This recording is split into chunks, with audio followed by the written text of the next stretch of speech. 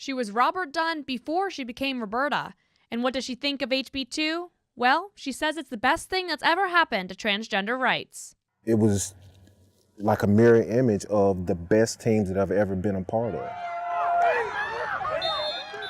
Some amateur football players are taking advantage of playing time they never got. Because that's where my son was killed, and they killed the wrong person's son. Tragedy can't silence two North Carolina moms' voices who've become fierce advocates against violent crime.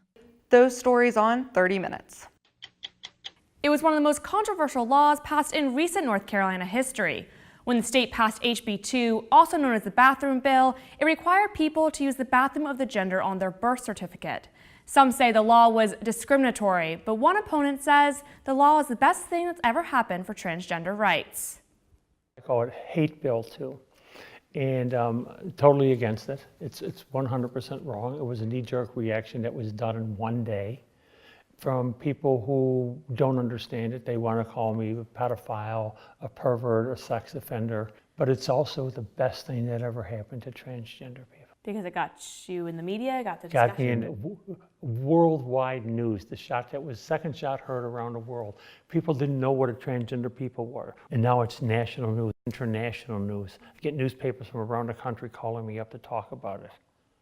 So, you know, this horrible thing became, it's horrible, condemning, but it made it a public issue. Roberta Dunn started life as Robert Dunn. She spent most of her life as a man. A fierce political conservative, she's now one of the leaders of the transgender rights movement in Charlotte, North Carolina. Now I'm selling understanding and acceptance for transgender people and equality. And it's my job to be the ambassador at that point. This led to a Charlotte City ordinance which gave protections to transgender people to use the bathroom of their choice. 1 month later, HB2 passed into state law reversing the ordinance. Now Roberta Dunn is on a mission to educate the public about what it means to be transgender. At what age do you remember being like, oh, I'm a woman? 5 or 6 years old. I felt that I should be a woman. I felt different. I wanted to be, I'd look at my sister's clothes and I'd say that's how I should dress. I shouldn't have to dress like a boy. What were some things that you would do as a child and then you'd be taught to not? Dance around, want to sing, you know, be Roberta is 73 years old. She's been out to close family members for more than 2 decades, but before she came out publicly 12 years ago, she'd only be herself after putting her youngest son to bed. She says hiding her true self became a way of life. This was the shield, the mask that I could put around me so that no one could see what was inside of me and who I really was. Roberta thought if she ever told her secret, it could ruin her family's life. She came out to each of her 4 children individually. 3 of them did not want to be identified for privacy reasons. Michael is her eldest. Went to the bar and had a couple double Jamesons and, you know, spoke on the phone with my brother and sisters, and took me a little while to accept it because, you know, it's a totally different, all of a sudden somebody new is in your life. Can you explain the feelings that you had seeing your father transition into a woman? The first time you saw Roberta as Roberta. We were at a restaurant, and it wasn't the earrings, it wasn't the makeup, it wasn't the wig. It was when he went to pay for the bill for the dinner.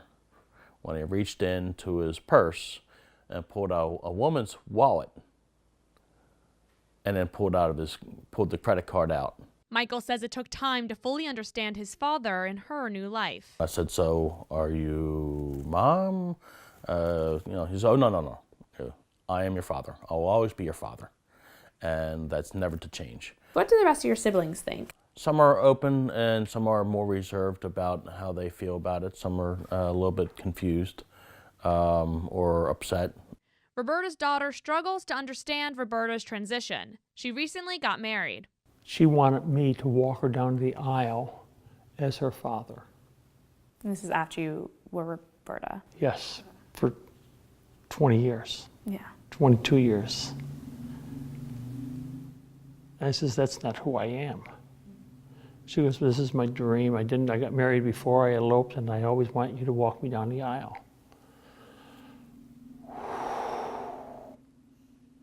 So I did it. That was painful. going to a wedding, being friendly with everyone, and not being who you really are. Were you upset with her for asking? No, I love if you love your children, when you have children, you just, hey, can I have the sky? You'll get them the sky. You love them. So you do it. But I told her, I said, there's a caveat to this here. I says, don't expect me to show up the day before as dressed as your father. And don't expect me after the reception, because you will never see me as your father again. Who helped you the most during your transition? My wife. She was there all the time. She encouraged me. She says, be who you are. And the first thing, says, if you're going to be who you are, you have to look good, you have to dress good. She would take me to shop. She would embarrass the dickens out of me. Roberta's wife has been by her side since she was Robert. They have been married for 33 years. They decided to stay together. Half of similar couples don't. Her wife did not want to be identified for privacy reasons. We interviewed her in shadow. If you're a girl and you want other girls, that's also a deal breaker, because I'm not a lesbian.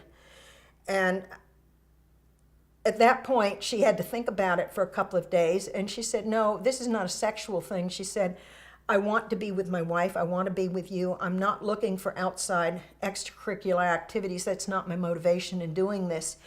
And that helped me to cope with it. I looked at the risk. My marriage could be over. My life could be over. My job could be over. But I could begin. So your marriage is better now that you've come out and are fully Roberta. It's better now. 100% better. It's hard to explain. I love her more now than I did when I married her. Roberta credits her Christian faith for helping her through her transition and inspiring her to help others.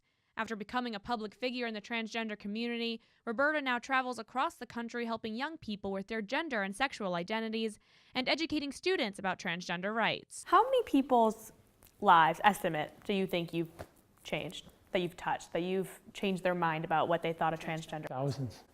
Thousands. Thousands. Did your faith help you get through the hard parts of transitioning? My question originally was why? Why me? Why am I here? Why am I doing this? I didn't sign up for this. Or I have faith. I'm not dying, I'm living. And I'm changing. And that's why I'm here. Because God said, Roberta, I got a job for you. I'm going to teach you how to sell, and you're going to sell. And now you're going to sell equality, you're going to sell love, and you're going to do it in my name. Not everyone is happy about North Carolina replacing the bathroom bill. The new law doesn't include protections for transgender people and doesn't allow local governments to pass non-discrimination ordinances until 2020. Professional football is America's most popular sport, with men on the field and women cheering them on. But for one amateur team in Greensboro, North Carolina, stereotypes do not apply. They practice on high school fields. Their travel arrangements are less than ideal, and there's no money in it for them. These are the members of the Carolina Phoenix, ranging in age from 21 to 51. Chris Britton plays linebacker and wide receiver. At 43 years old and after a decade of playing, Britton's body has taken a beating. But the bruises aren't the most challenging part of the game. It's shattering the stereotypes people have about women's football. We're athletes. We're real athletes. We just want to put our cleats on and strap up and put on our gear and play real football. That's what we want to do, and we don't need to do that in our underwear. They suit up in pads and strap on helmets just like the guys. You guys hit, you tackle, all of Yes. that. Is there anything different that you don't do compared to the guys? No. We hit, we do it all. Phoenix co-owner Maria Orman says the team plays in the Women's Football Alliance, a decade-old league with 66 teams across North America, almost twice the number it started with. It takes people a while to come around to saying women can be very productive in sports. It took a long time. The WNBA took a while to come around. So now people are embracing it. The sport's growth doesn't come without cost. Instead of getting paid to play, the Phoenix pay to play. Each player pays a $900 training fee, money that co-owner Orman says goes to team expenses like stadiums, jerseys, and transportation. Besides the cost, the women play with all of the same rules as the men, and we saw it was often with the same intensity. The idea of being able to channel your aggression and it be a good thing, where with so many other sports you can be aggressive to an extent, but with football, I mean, the sky's the limit with your aggression. Why is football your favorite sport? Because you can tackle. Because you like to tackle? Yes. Yeah. 8-year-old Bella Davidson is the team's #1 fan and channels that same aggression playing on a boys' football team. Tackling the boys in her spunky red cleats, Bella says it's the Phoenix that give her confidence. How come you like to tackle? Makes me feel bigger and better. Tackling the boys? Yeah. We saw some videos your mom took of you pushing a boy down. Yeah? How many boys have you pushed down like that? Maybe like 101. Bella says she came across the Phoenix because she wanted to find more girls who were breaking the sport's molds. What did you like about it? That I saw that I was not the only girl. And there's more than just one. Unlike Bella, some members of the Phoenix say they weren't allowed to play growing up. I was just laughed at. At the end of the day, the JV coach said no way. You know, he was worried I would get hurt. My mom had already said no, but I was hoping he would say yes. But now the Phoenix are taking advantage. They practice from daylight into dusk. And as the sun sets, Britton says practice and workouts not only motivate them, but bring them together as a team. We are focused and driven, but we're as equally wacky as we are focused and driven. So it is a good balance of fun, but also we push each other, and we're family. We're definitely family. But like some families, they're not always nice to each other. Head coach Willie Parker and his all-male coaching staff use tough love to get the players into shape. Are y'all kidding me? I came in really, really soft, you know, probably softer than I should have because, you know, I just wasn't, I didn't feel comfortable talking to females in that way, you know, but then, you know, it clicked. These are athletes. They're not females when they're on this field.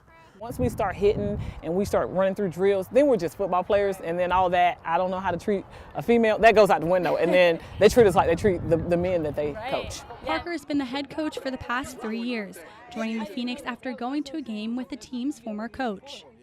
Wow, women's tackle football? Are you serious? And he was like, yeah, you need to come out and watch. I said, all right, I'll give it, you know, come out and check it out. Sat in the stands and I was amazed. And even though Parker says the women have the same dedication to the game that the men do, they have challenges that men don't. We don't have the opportunities that men have by way of being paid. So whereas the professionals, you know, they get paid to run routes all day and to work out all day. We don't. But Britton says she gladly balanced the game and her job rather than not play at all. What would you tell your high school self or your younger self that, you know, in 20 years, in 10, 20 years, you're going to be able to play women's tackle football with all these women who share the same passion as you? I would say don't turn loose those dreams, those goals that you have, because you never know what's going to happen. Once denied the opportunity to play, the Phoenix now look to show girls of all ages, like Bella, that they can compete with the boys. When you told your mom and dad that you wanted to play football, what did they say to you? My mom said that it's only for boys, but I said I didn't care. After talking to the second grader for just a few minutes, you can see she's not trying to fit any stereotypes. What do you think they would say if they knew a girl beat them and pushed them down? Oh my God. The coaches already knew I was a girl, but most of the time I was wearing my helmet, so most of the other boys did not know. And the first time I took off my helmet, three of the boys, the first thing they said was, whoa. Bella will continue to play with the boys this fall. The Phoenix are undefeated and have 3 games left in the regular season. Homicide rates in Greensboro, North Carolina are almost 3 times higher than the national average. For some families, this is not just a number, it is reality. 2 women whose sons were murdered are using that reality to create hope for other victims' families. I've got people out that told me in the very beginning, Dr. Spencer, you really need to go and talk to somebody. You really should go and talk. I can't lay on someone's couch. That's not me. After her son Trey was murdered, Irish Spencer formed a group to help families who are affected by violent crime. He was shot following an argument at his friend's apartment in Greensboro's Overland Heights. It was a year ago. Irish was out shopping for furniture for Trey's new home. We get to the house and they're the detectives and they want to know, can we see a picture of your son? And we're standing there like, sure. So I show them. And that's when they say, I'm sorry to inform you that. And your whole life changes. With Overland Heights, why there? Why start there for you? Because that's where my son was killed. And they killed the wrong person's son. Can you explain what that means? I'm not one of those folks that you can shut up. They can't harass you, they can't intimidate you, none of that. Because your child's been killed, what worse can happen to you? Have you ever been scared? I was scared of myself when my son was murdered. Because I wanted to get in my car and I wanted to go into Overland Heights and go door to door and find out why didn't somebody, they caught the person that night, but why didn't somebody somewhere go see if the man that they drug out of an apartment and threw in the woods, was he still alive?